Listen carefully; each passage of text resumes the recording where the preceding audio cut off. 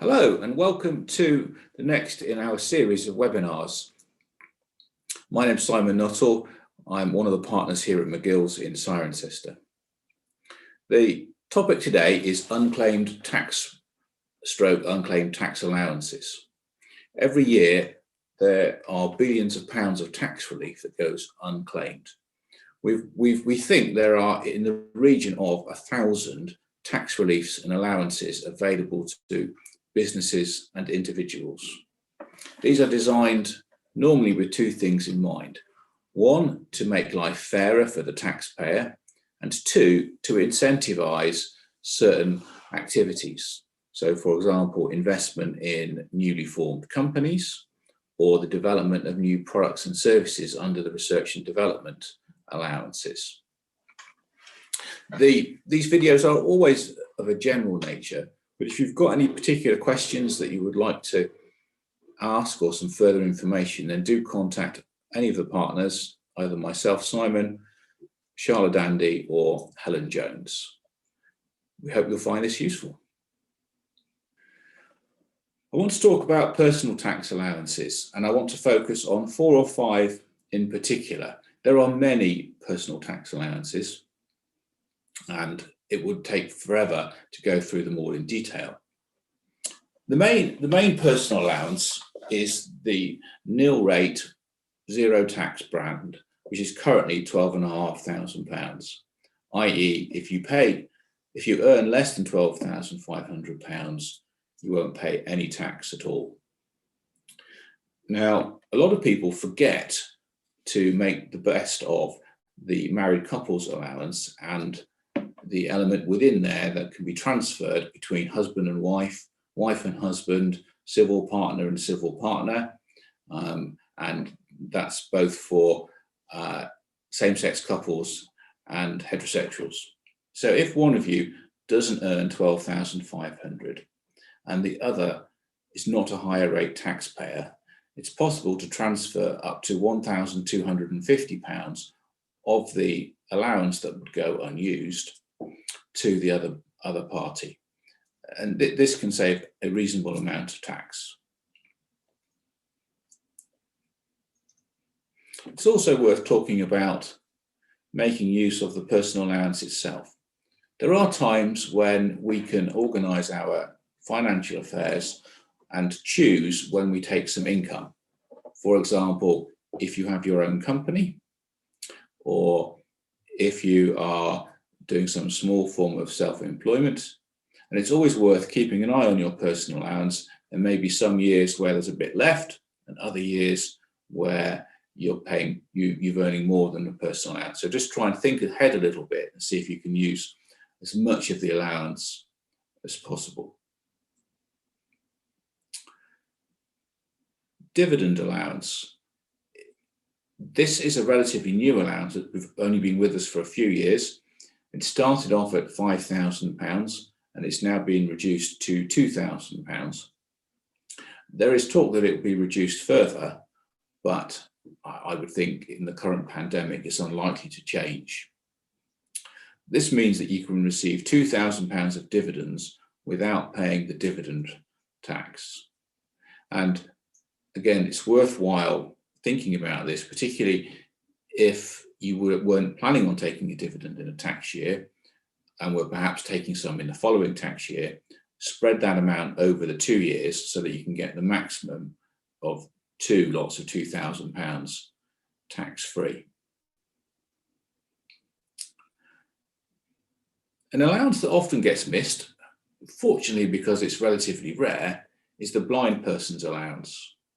If you are registered blind, you can earn a further £2,500 per year tax-free. And incidentally, this is transferable between spouses, much as the married couples allowance is. A particular topical allowance this year is the use of home as office allowance. Many of us have been forced to work at home to keep and reduce the risk of spreading coronavirus. And if you do so, it's possible to claim against your earnings, be they PAYE or self-employed, up to £6 per week. The allowance is based on the number of hours you work at home. So to claim the maximum of £6 a week, you need to be working at least 100 hours a month at home, which is 25 hours or thereabouts a week. And if you're working full time, you would easily cover that. You can claim this either via a tax return, or if you're simply under PAYE, you could call HMRC on their general inquiries line, and they will code that into your personal allowance. So you get relief, therefore, through your salary each month. One final relief that often gets missed is employment expenses, and particularly professional subscriptions or flat rate expenses. So, for example, if you are an electrician and you're a member of the Institute of Electrical Engineers, or if you're a nurse, there are flat rate deductions for either your out-of-pocket expenses or for your professional subscriptions. Again, claim these by calling HMRC, telling them what you pay, and they will adjust your code if you don't do a tax return. In the past, HMRC were keen to encourage people to do tax returns for these sort of small claims, but they've really tried to reduce the number of tax returns that are in the system and do a lot of this just by simple code adjustment. Again, not a great deal, but enough for a meal out when we're allowed to do that. Sadly, as they say in life, there are two things that are certain: death and taxes. And when you get inheritance tax come to mind, both are certain at the same time. So I want to just talk briefly about the two main nil rate bands for inheritance tax. Some years ago, the Conservatives set a goal of giving everybody £1 million of estate tax-free, or more correctly, £1 million per couple. So the current nil rate basic threshold is £325,000. So if your estate is less than £325,000, there is no tax to pay.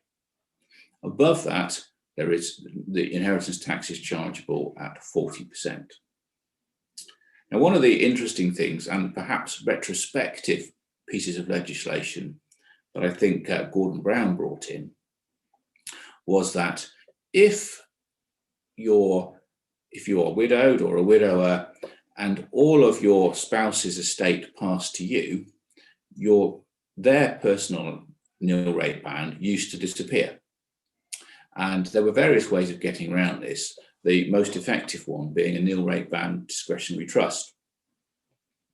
However, Gordon Brown said, no, that's fine. If all of your estate, if all of your deceased spouse's estate comes to you, you get their £325,000. One of the things that's worth doing, particularly if, say, you've got elderly parents and perhaps your father died some years before, is to, before mum goes, is to make sure you can get enough evidence to prove that dad's estate passed completely to mum. Because in order to be able to claim this £325,000, you do need to have some evidence. And if somebody died 30 years ago, this can be quite hard to deal with.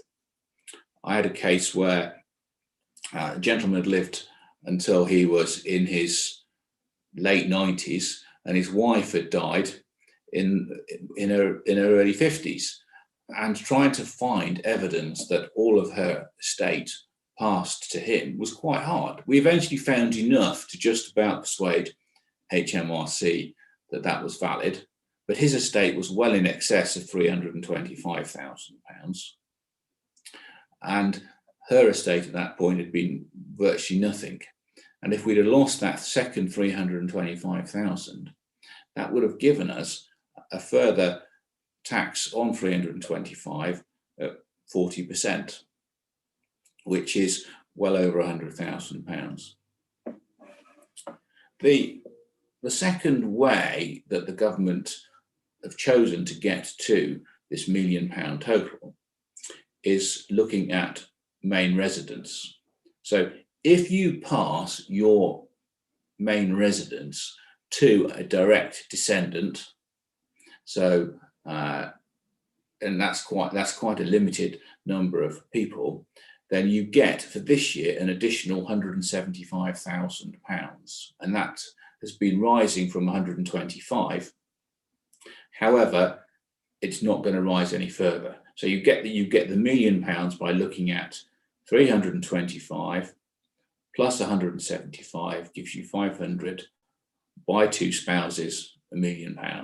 So thus, if mum and dad have got a house and an estate of £1 million, mum's share goes to dad, dad's share goes to his children, that's when you can get the whole of the £1 million.